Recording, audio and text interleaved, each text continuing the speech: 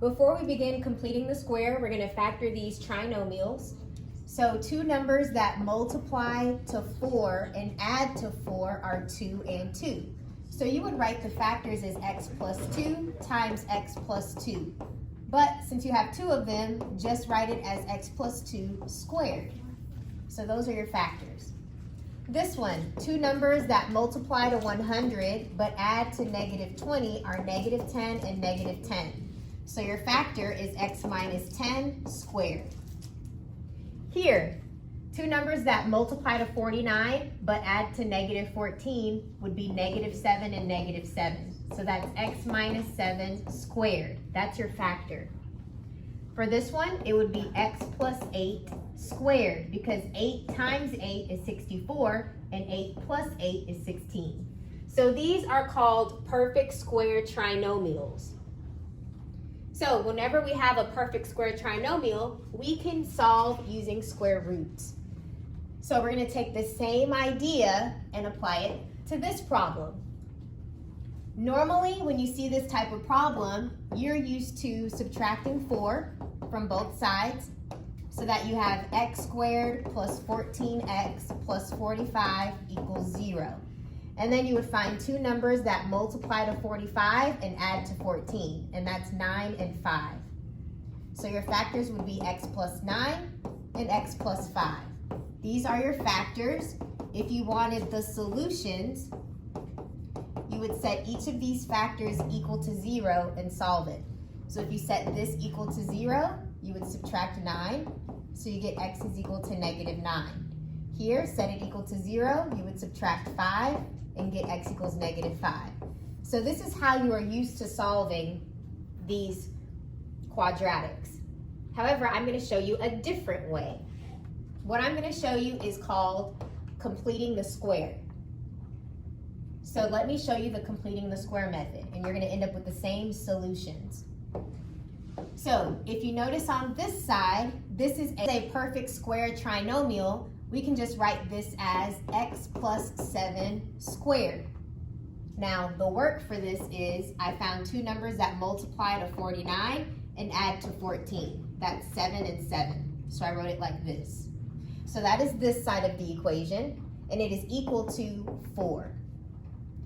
From here, you can just take the square root of both sides. So those would cancel out. You're left with x plus 7 equals the square root of 4 is 2. And you'll have both the positive and the negative version. From here, all you do is subtract 7. So that means your final answer is a positive 2 minus 7 is negative 5. And a negative 2 minus 7 is a negative 9. So those are your two solutions, and those are the same solutions that we got using the other method. So this is called completing the square. The reason why I'm teaching you a second way to factor is because your original method would not work on this problem. If you were to subtract 20 from both sides, you would get x squared minus 6x minus 11 equals 0. And you won't be able to think of two numbers that multiply to negative 11 and add to negative 6. So that's why we're using completing the square. The two numbers that multiply together to give you 9 are negative 3 and negative 3. And if you add them, you get negative 6. So I can write this as x minus 3 squared equals 20. From here, you take the square root of both sides. So I get x minus 3 equals plus or minus, and let's simplify the square root of 20. So 20 can be 4 times 5 will give you 20, and 4 can be written as 2 times 2. So here is your pair that goes outside, and 5 does not have a pair, so that goes inside. Your final step would be to add 3 to both sides. So this is your answer, 3 plus or minus 2 square roots of 5.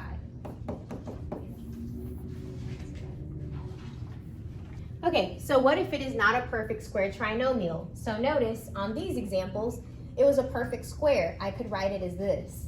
This side was a perfect square. I could write it as this. However, this one is not a perfect square. So what I'm going to do is turn this into a perfect square. And the way I'm going to do that is by the method completing the square. So what you have to do first is rewrite the problem as this. So this C value will go to the other side. That's step 1. We have x squared plus 8x equals the negative 34 is now a positive 34. So that's step 1. Step 2, we're going to divide both sides by a. Here my a value is just 1, so I don't have to really divide everything by 1. So we don't have to do that step for this example. Next, we're going to take half of b, square it, then add this to both sides of the equation. So that is the trick of completing the square. Half of 8 is 4, half of b, so half of 8 is 4. 4 squared is 16, so I'm going to add 16 to both sides. And this does not change anything, it's still balanced. The reason why I did that is because now this is a perfect square. Two numbers that multiply to 16 and add to 8 are 4 and 4. Just a hint, is always going to be half of this number. So you can write this as x plus 4 squared equals 34 plus 16 is 50. Now before we move on, let me just make sure you understand. You agree that 1 plus 2 is equal to 3. Now if I add a number like 5 to both sides, like I did here, I added the same number to both sides, the problem is still true. 1 plus 2 plus 5 is 8. 3 plus 5 is 8. It's still a true statement. So that's what I did here. I did not change the fact of this equation. It's still true. Okay, let's continue. Now all I have to do is solve this square root problem. Now all we have to do is solve this part. So I'm going to take the square root of both sides. So I get x plus 4 equals plus or minus, and let's simplify the square root of 50. 50 can be 2 times 25 is 50, and 25 is 5 times 5. So here's my pair, and this does not have a pair, so that goes inside. Your last step would be to subtract 4. So this is your answer. X is equal to negative 4 plus or minus 5 square root of 2. So this is an irrational answer. Irrational because if you put this into the calculator, you will get a number that won't end. It'll be 1 point something. It'll just keep going. So we're going to do some more examples of completing the square. Okay, so step 1 is already done for us. It's already written in this format. Here, step 2, we're going to divide both sides by a. Your a value is 2, so I'm going to divide everything by 2. So what I'm left with is x squared minus 8x equals negative 15. Now, I need to make a perfect square trinomial. So what I'm going to do is take half of b, square it, and that's the number I'm going to add to both sides.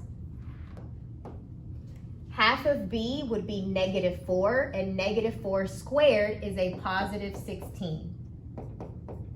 So since we're always squaring the number, it will always become positive. A negative number squared is positive. So half of negative 8 is negative 4, and then if you square negative 4, you get that positive 16, and that's what we add to both sides. So now I have a perfect square trinomial. The two numbers that multiply to 16 and add to negative 8 is negative 4 and negative 4. Those multiplied will give you a positive 16, and added will give you a negative 8.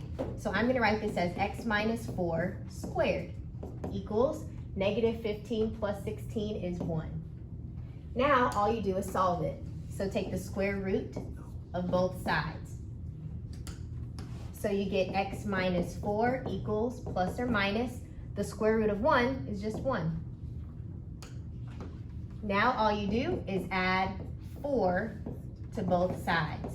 So your final answer is a positive 1 plus 4 is 5. A negative 1 plus 4 is 3. So these are your answers. Let's try this problem. First of all, it is not in the correct format. This 16x should be on this side, so this should be 4x squared minus 16x. And this 76 should be on this side, so it should be a negative 76. So now it's in the correct format. It's in the format ax squared plus bx equals c. That's the first step, is to put it in this format. So that's what we did. So your a value is 4, so we're going to divide everything by 4.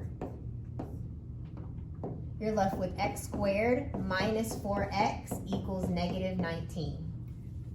From here, we need to make a perfect square trinomial. So you're going to take half of negative 4, which is negative 2, and then you square it. That's positive 4. So I'm going to add positive 4 to both sides. Now I have a perfect square trinomial. So the two numbers that multiply to 4 but add to negative 4 is negative 2 and negative 2. So just a hint, it'll always be half of this number. So I'm going to write my factors as x minus 2 squared. That's what this side is equal to. Negative 19 plus 4 is negative 15. Now we just solve. So I'm going to do the square root of both sides. So I'm left with x minus 2 equals plus or minus. Let's simplify the square root of negative 15. So the negative will give me an I. That's what this is equal to. And 15 can be 3 times 5. And there's no pairs. So I'll just write it as I square root 15. The last step would be to add 2 to both sides. So this is your answer.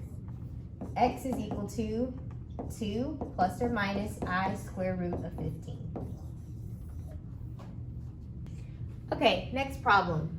It's already in the format ax squared plus bx equals c. That's step 1. So step 1 is already complete. Step 2 is to divide everything by a. So your a value is 4. So I'm going to divide all of these by 4. So I'm left with x squared minus 2x equals negative 3/4. Now I need to turn this into a perfect square trinomial. So how you do that? Half of negative 2 is negative 1, and then you square it, which is a positive 1. So I'm going to add 1 to both sides. Now I have a perfect square trinomial. So this can be written as x minus 1 squared. And what we did was the two numbers that multiply to 1 but add to negative 2 is negative 1 and negative 1. Negative 1 times negative 1 is a positive 1. Negative 1 plus negative 1 is negative 2. So I wrote my factors as x minus 1 squared. This side, let's simplify it. Negative 3/4 plus this 1, you can write it as 1 over 1. Whenever you're adding fractions, the denominators need to match. So you can multiply this by 4 and this by 4. So we have negative 3/4 plus 1 times 4 is 4, and this is 4. Now, you can add the fractions together since the denominators are the same. You keep the denominator and you add the numerators. Negative 3 plus 4 is 1. So that means this simplifies to 1/4. Now we can go ahead and solve this. Take the square root of both sides. So you are left with x minus 1 equals plus or minus. The square root of 1 is 1. The square root of 4 is 2. All that's left is to add 1 to both sides. So x is equal to a half plus 1 is 3/2, or 1.5.